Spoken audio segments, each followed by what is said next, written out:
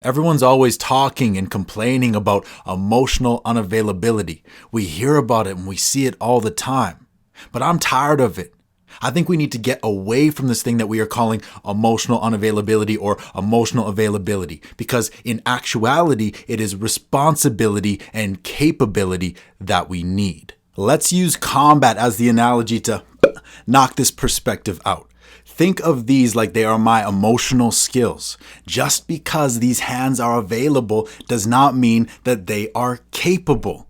In fact, if they are just always readily available, I'm probably that guy, the one that's always ready to fight anyone at any time over anything. And that's honestly who some of you are with your available emotions. Someone who truly understands their power and their strength, who understands the responsibility and the capability required when you are truly dangerous, rarely has need or desire to act in such a way, but has the skills to handle a situation when it arises. I see a lot of people who are emotionally available, but it is very rare to see someone who is emotionally capable. I think it may be important enough to risk the generalization to say that it is typically going to be women who are emotionally available, possibly due to a stronger predisposition and conditioning, and also due to the fact that it is going to be safer and more acceptable in the eyes of society for women to express themselves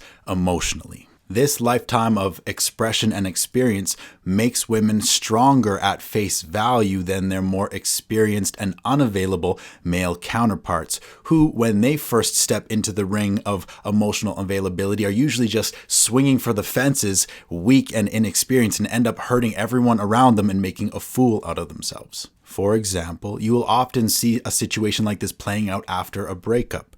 Typically, it's going to be the man who was emotionally unavailable during the relationship. Once it ends, all of a sudden now he's sending essays that are emotional and desperate and clingy and ultimately extremely repulsive.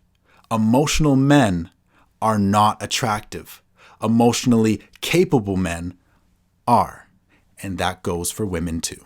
Understand, someone who is emotionally available enough to vent and complain and dump and express their emotions without censorship and without boundaries is no more capable than someone who shuts down and avoids emotions. It is not a coincidence that these two people often end up aligning in relationship. Always remember, our relationships are reflections of ourselves. And no, that does not mean that they are the same as us, but actually they are typically going to be the equal and opposite reaction to us. For example, someone who only knows how to give will always align with somebody who only knows how to take. And that's just math. In summary, emotional availability is garbage.